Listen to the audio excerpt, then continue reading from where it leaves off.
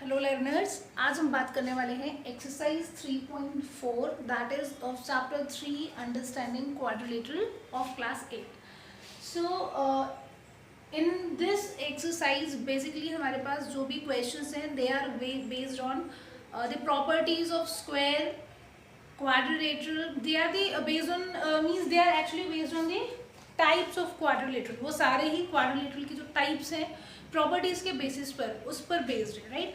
तो अभी तक हम पहले एक बार थोड़ा सा यहाँ पर देख लेते हैं कि हमने किस किस टाइप के क्वाड्रिलेटरल्स पढ़े हुए हैं, बिकॉज हमें क्वेश्चन नंबर 1 जो देकर के रखा हुआ है, in this question so many statements are given और हमें ट्रू फॉल्स में आंसर बताना है कि whether the question is correct, true और नॉट, स्टेटमेंट इज ट्रू और नॉट, राइट।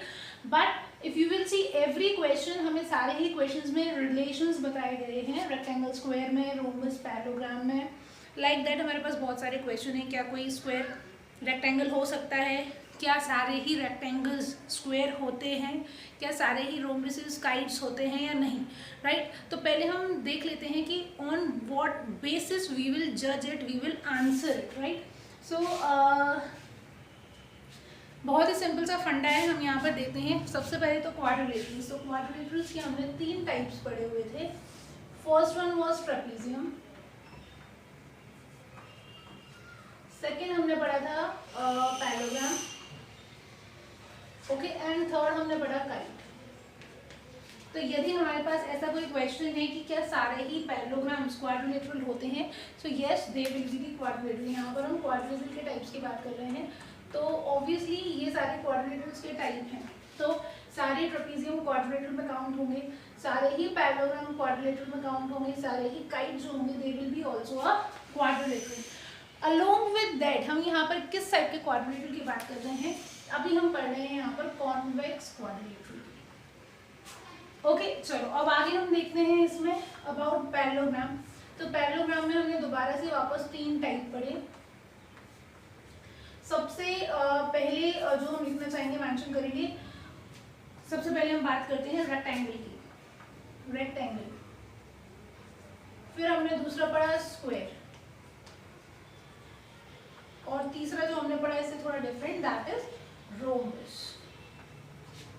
तो अब क्वेश्चन ऐसा हो सकता है कि क्या सारे ही रेक्टेंगल्स पैरेललोग्राम होते हैं? Yes, because rectangle is a type of a parallelogram. Actually में हमें यहाँ पर देखना क्या है, we have to see the minimum condition. क्या रेक्टेंगल ट्रेपेजियम कहा जा सकता है? क्या हम रेक्टेंगल को ट्रेपेजियम कह सकते हैं? तो देखो यहाँ पर yes we can say rectangle as a trapezium, इसे ट्रेपेजियम बोल सकते हैं, क्योंकि ट्रेपेजियम होने के लिए for a quadrilateral being a trapezium एक ही कंडीशन रिक्वायर्ड होती है, that is opposite sides, one pair of opposite side is parallel. तो अगर हम रेक्टेंगल की बात करते हैं तो क्या इसमें one pair of opposite side parallel है? यस है, तो हम रेक्टेंगल को ट्रेपेजियम कह सकते हैं, right. But trapezium can't be a rectangle, trapezium rectangle नहीं हो सकता। क्यों नहीं हो सकता? क्योंकि ट्रेपेजियम में हमारे पास ओनली वन पैरेलल साइड का पेयर होता है, but in rectangle we have 2 pair of parallel side, right. So trapezium can't be a rectangle. ऐसे ही यदि हम स्क्वायर की बात करते हैं, so square will be a parallelogram, right. And हाँ, यहाँ पर एक और चीज, हम स्क्वायर और रेक्टेंगल को भी रिलेट कर सकते हैं वेरी इजीली। कैसे हम रिलेट करेंगे कि रेक्टेंगल्स जो है they can be a square. क्यों? क्योंकि इनकी अपोजिट साइड्स पैरेलल होती हैं, एंगल 90 डिग्री के होते हैं, इसमें भी ये कंडीशन होती है। So square can be a rectangle, but rectangle can be a square, can be a rectangle, but rectangle can't be a square. Okay, in the same manner हम यहाँ पर स्क्वायर और रोम्बस को भी रिलेट कर सकते हैं। तो स्क्वायर जो होगा, square will be a rhombus, right. Square will be a rhombus, but rhombus can't be a square, क्योंकि स्क्वायर में क्या होता है, 90 डिग्री के एंगल्स होते हैं, all 4 angles are of 90 degree, but in rhombus the angles are not of 90 degree. Also square में जो diagonals होते हैं they are equal, perpendicular, bisector, but rhombus में diagonals perpendicular, bisector तो होते हैं but they are not equal. Okay, in the same manner हमें कहीं कहीं देखना पड़ सकता है कि काइट और रोम्बस को हम रिलेट कर रहे हैं। तो एक्चुअली बेसिकली हम क्या कर रहे हैं, यहाँ पर सारे ही जो टाइप्स हैं उनकी डेफिनेशन हम देखेंगे। काइट के लिए हमने पढ़ा कि ये एक ऐसा क्वाड्रिलेटरल है जिसके एडजेसेंट साइड्स जो रहती हैं वो इक्वल होती हैं, ठीक है, एडजेसेंट साइड्स आर इक्वल। ये काइट है, एडजेसेंट साइड इक्वल होती हैं, two distinct adjacent sides we have which are equal. अब रोम्बस में यदि हम ये कंडीशन अप्लाई करें तो क्या रोम्बस की एडजेसेंट साइड्स इक्वल होती हैं? Yes, this will be equal to this, this will be equal to this. So rhombus can be a kite, rhombus kite हो सकता है, but kite can't be a rhombus. यदि हमें kite को rhombus बनाना है तो हमें इसकी चारों ही साइड्स को इक्वल करना होगा। Okay, so such kind of things we have.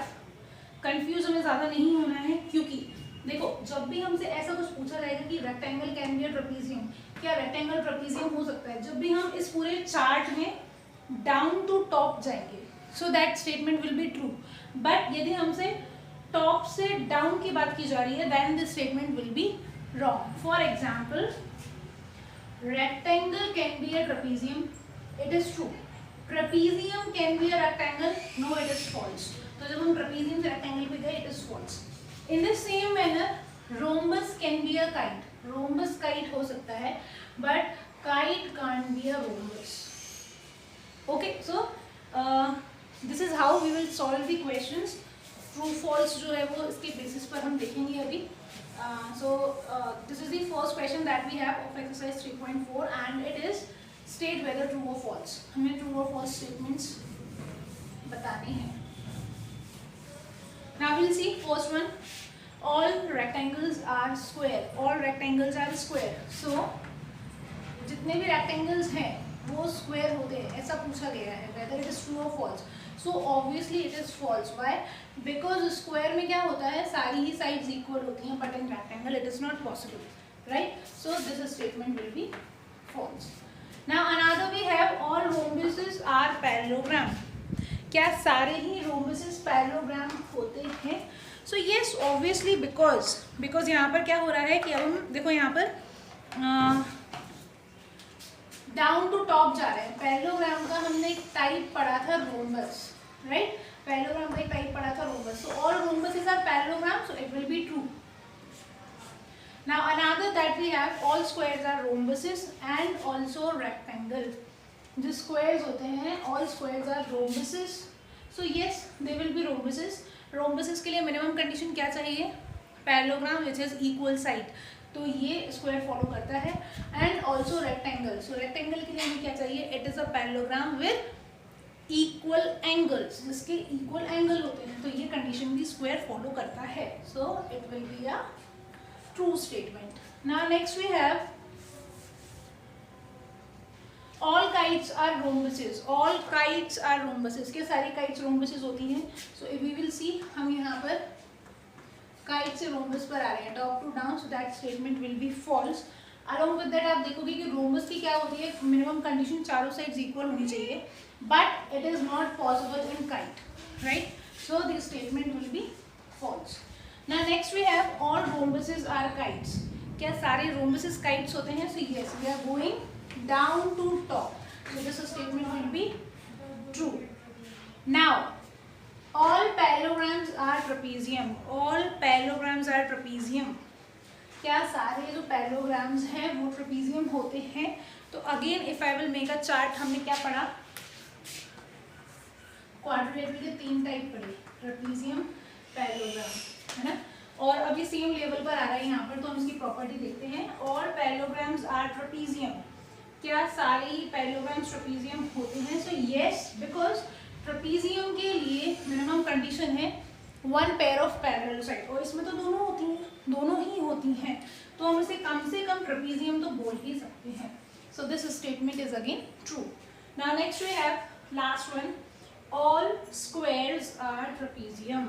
क्या सारे स्क्वायर्स ट्रेपेजियम होते हैं? So yes, obviously yes, because parallelogram में ये हमारा और एक और नेक्स्ट स्टेप में आता है स्क्वायर, रेक्टेंगल एंड रोम्बस. तो अगर हम डाउन टू टॉप जा रहे हैं, so the statement will be true. All squares are trapezium. So this one is also true, because इसमें भी हमें मिनिमम कंडीशन चाहिए 1 पेयर ऑफ पैरेलल साइड. इसमें दोनों ही we have 2 pair of parallel side, तो एटलीस्ट 1 हमें मिल रहा है. So we can say yes, all squares are trapezium. चलो अब हम बढ़ते हैं क्वेश्चन नंबर 2 की तरफ. And the question we have identify the quadrilateral that have, हमें उन क्वाड्रिलेटरल्स के बारे में बताना है, many quadrilateral we will get that have 4 sides of equal length.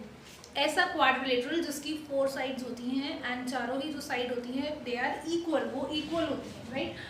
So I can name a quadrilateral that will be a square, first जो हमें quadrilateral मिलेगा स्क्वायर होगा, and another one that we will get it is a rhombus. तो ही ऐसे quadrilateral हैं जिनकी चारों साइड्स इक्वल होती हैं। Now next we have 4 right angles, वो क्वाड्रिलेटरल जिनके चारों ही एंगल 90 डिग्री के होते हैं, right. So they are right angle. So again we have square and then I can write rectangle. These two quadrilaterals have 4 right angles. Now we move to question number 3rd, and question number 3rd is explain how a square is. हमें ये explain करना है कि किस तरीके से एक square quadrilateral है, parallelogram है, rhombus है and rectangle है। मतलब कि ऐसी कौन कौन सी प्रॉपर्टीज हैं स्क्वायर के पास जिसके कारण हम इसे क्वाड्रिलेटरल भी कह सकते हैं, पैरेललोग्राम भी कह सकते हैं, रेक्टेंगल भी कह सकते हैं, रोम्बस भी कह सकते हैं। So first will see a quadrilateral. Quadrilateral की डेफिनेशन हमने पढ़ी हुई है। क्वाड्रिलेटरल किसे कहते हैं? A closed polygon that has 4 sides, right, simple closed curve that has 4 sides. So for a square हम यहाँ पर लिख सकते हैं that a square has 4 sides, therefore it is a quadrilateral. It is a quadrilateral. चूंकि square की 4 sides होती हैं इसलिए हम इसे क्वाड्रिलेटरल कहते हैं।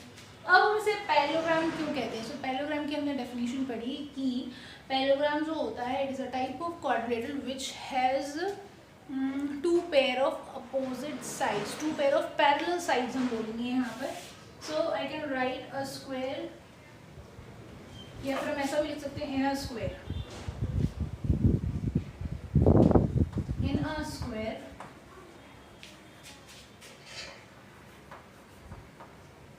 opposite sides are equal. In a square, opposite sides are equal. Hence, it is a parallelogram. इसलिए ये क्या है? एक पैरेललोग्राम भी है। चलिए अब हम देखते हैं थर्ड वन, रोम्बस। स्क्वायर, एक कोई स्क्वायर जो है वो रोम्बस कैसे हम उसे रोम्बस बोल सकते हैं? तो अगर हम देखें रोम्बस की सारी ही प्रॉपर्टीज स्क्वायर के अंदर है। It has all the properties of square, और भी हमें एक्स्ट्रा प्रॉपर्टीज हैं बट एटलीस्ट रोम्बस की सारी प्रॉपर्टीज हैं, राइट। एंड ऑल्सो रोम्बस के लिए हमने पढ़ा that it is a parallelogram with 4 sides equal, right? So I can write in a square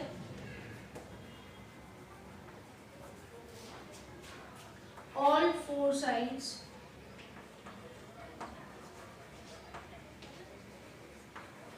are equal. So equal and parallel also, right? So it is a rhombus. चलो last one, why a square is a rectangle. एक square को हम rectangle कैसे बोल सकते हैं? So since जो square होता है, square has opposite sides equal and angles are right angle, all 4 angles are 90 degree. Square, या फिर मैं यहाँ पे ऐसे लिख सकती हूँ square is a parallelogram. Square is a parallelogram. Square is a parallelogram with all angles are right angle. With all angles are right angle.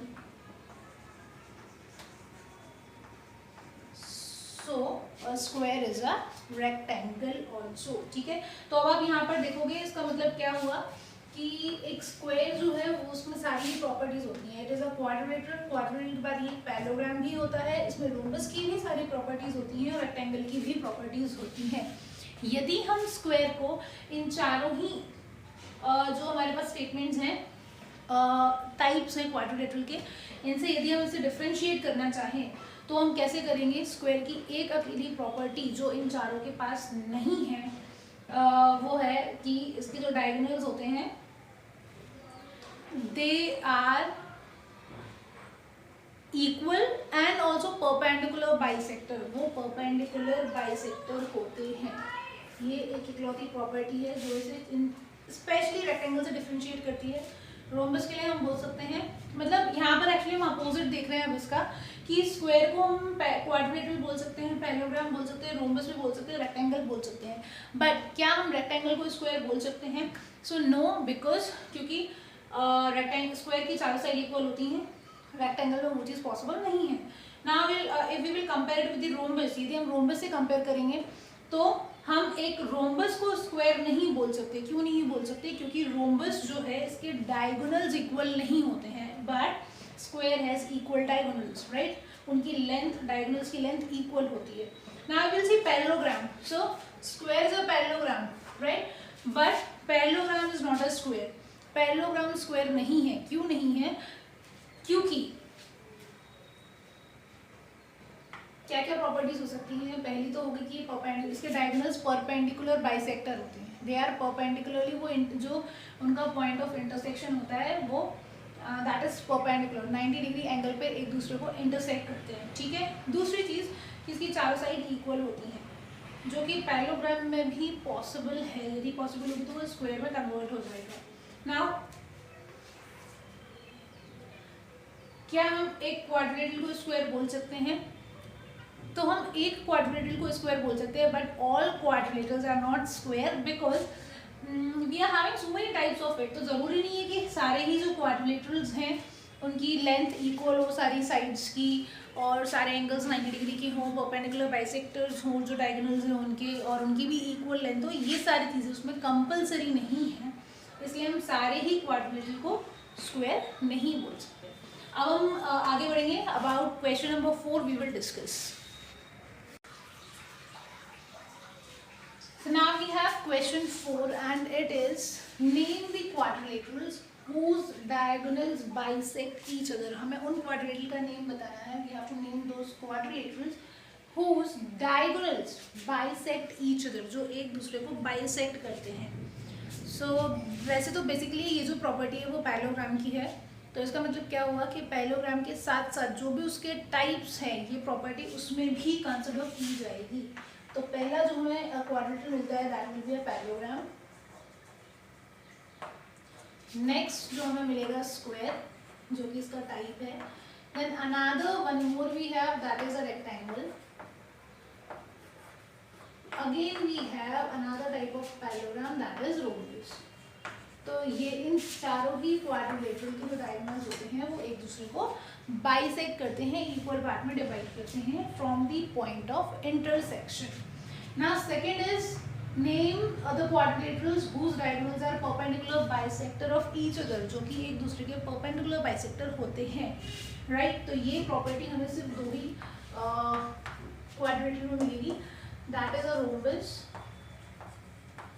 Another we have square,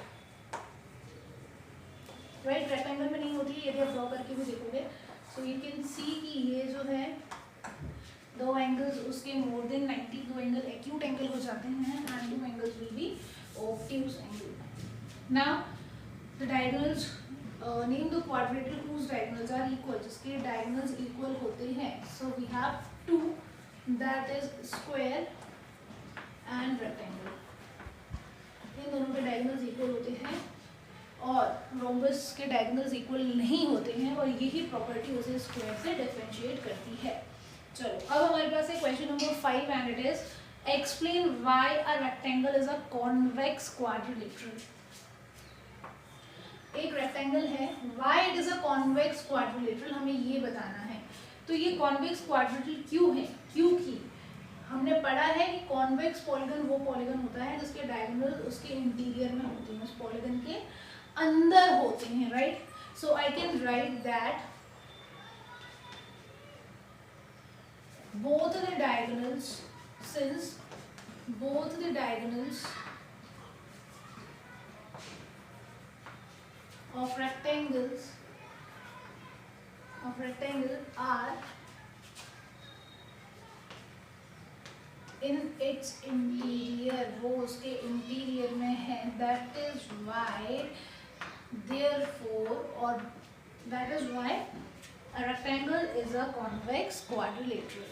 Okay, now we have last question of this exercise, and it is ABC is a right angled triangle. हमें एक right angle triangle given है and the name of that is ABC.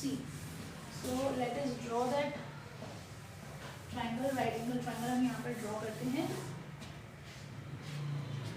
ABC right angle triangle, ठीक है, right angle triangle मैंने यहाँ पर draw कर लिया है. And O is the mid point of this side opposite to the right angle. Okay, तो राइट एंगल किस पॉइंट पर है ये मेंशन नहीं किया गया है. तो I am taking A B and C. ये एक राइट एंगल हो गया. ना O is the mid point. O जो है वो मिड पॉइंट है, मतलब कि वो उस लाइन को दो इक्वल पार्ट में डिवाइड कर देगा वो point, right. O is the mid point of the side opposite to the right angle. तो ये राइट एंगल है, इसके अपोजिट वाली साइड है, ये इसका O जो रहा वो मिड पॉइंट हो गया. Then explain why O is equidistant from A, B and C. तो मतलब हमें ये बताना है कि ये A से जो उसका डिस्टेंस है, B से और C से जो डिस्टेंस है वो सेम है, इक्विडिस्टेंस है, इक्वल डिस्टेंस है. व्हाई इट इज सो, ऐसा क्यों होगा, ये चीज़ हमें बतानी है, right. So if we will see it, since O is the midpoint of the side which is opposite to a right angle, तो ये जो इसका midpoint ही है, इसलिए ये equidistant होगा. Now question arises कि ये एक जो है A से इसका distance equal कैसे होगा, ये चीज़ हमें बतानी है.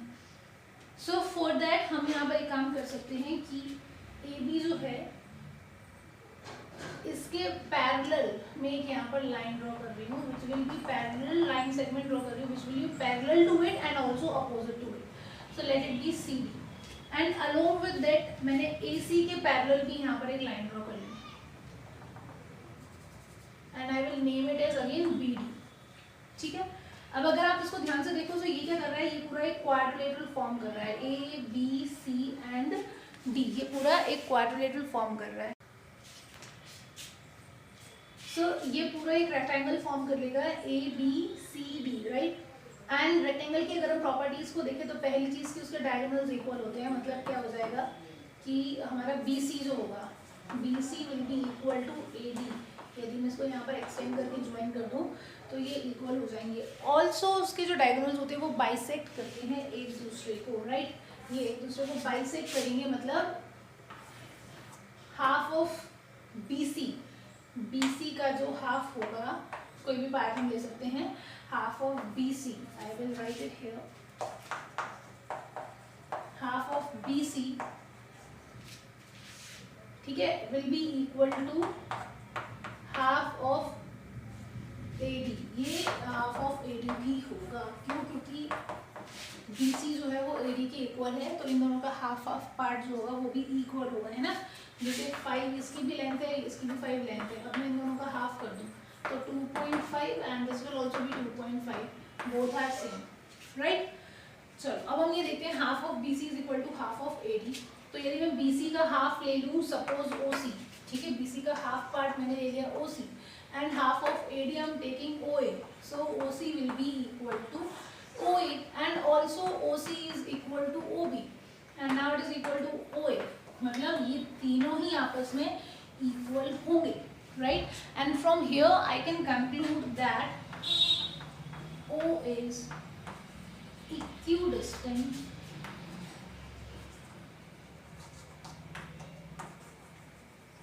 from A, B and C. ठीक है, एक बार और हम समझ लेते हैं इस वाली फिगर को, इस क्वेश्चन को. ABC is a right angle triangle. हमने एक ट्राइंगल बना लिया ABC जो कि एक राइट एंगल ट्राइंगल है. Then O is the mid point. O mid point है of the side opposite to the right angle. Right angle के जस्ट अपोजिट जो साइड है उसका मिड पॉइंट है. So I have drawn a point O, a mid point O, so that OC will be equal to OB. अब हमें ये बताना है कि we have to explain why O is equidistant from A, B and C. ये इन बाकी के तीनों पॉइंट से सेम डिस्टेंस पर कैसे है, this we have to tell. तो यहाँ पर ये चीज़ तो क्लियर है कि OC के इक्वल होगा एंड OB ये दोनों से सेम डिस्टेंस पर है, क्योंकि ये इनका मिड पॉइंट है, इस लाइन सेगमेंट का मिड पॉइंट है. हमें ये बताना है कि ये A से कैसे इक्विडिस्टेंट होगा. फॉर दैट मैंने क्या किया, I have drawn a parallel line opposite to AC and again I have drawn a parallel line opposite to AB, और ये जो इनका पॉइंट ऑफ इंटरसेक्शन था that I have taken D. ठीक है. अब इसके बाद अगर हम इसे देखें तो ये पूरा एक रेक्टेंगल फॉर्म कर रहा है. Since this angle is 90 degree and this is parallel to this, तो ये इसके इक्वल भी होगा एंड ये इसके पैरेलल है, इसके इक्वल भी होगा. ठीक है. नाउ वी विल सी, अगर हम इसके डायगोनल्स कंप्लीटली ड्रॉ कर दे, एक डायगोनल ये हुआ रेक्टेंगल का BC, दूसरा डायगोनल हो जाएगा AD. ठीक है. दोनों ही डायगोनल्स की लेंथ इक्वल होती है. This is the property of rectangle. So I have written BC is equal to AD. दोनों बराबर है, मतलब इनका अगर हम हाफ ऑफ कर देंगे दोनों ही डायगोनल्स का, that distance also be same. तो half of BC is equal to half of AD. अब हम देखते हैं इसका आधा पार्ट कौन सा है. BC का आधा part I have taken CO, you can take OB also, कोई भी हम ले सकते हैं. Half part OC and AD का हाफ पार्ट हमने OA लिया है, OA, बिकॉज हमें ये प्रूव करना था कि ये वाला डिस्टेंस इक्वल है. राइट. ये तो हमने अभी जस्ट एक्सप्लेनेशन के लिए एक्सटेंड करके हमने ये वाला पार्ट ड्रॉ किया है. So instead of taking OD हम लेंगे OA. Right. So this will be equal to OA. अब OC is equal to OA हो गया. OC जो था वो पहले से ही OB के इक्वल था बिकॉज ये मिड पॉइंट थे. तो ये मतलब क्या हुआ, इन दोनों से, ये इसका भी दोस्त है, ये इसका भी दोस्त है, मतलब ये इन दोनों, ये भी दोनों आपस में दोस्त होंगे, तीनों का ग्रुप फॉर्म हो गया. Right. So OC is equal to OB is equal to OA. OB is equal to OA. Hence from this expression हम ये कंक्लूड कर सकते हैं कि O जो है वो इन तीनों ही पॉइंट से इक्विडिस्टेंस है, सेम डिस्टेंस पर है.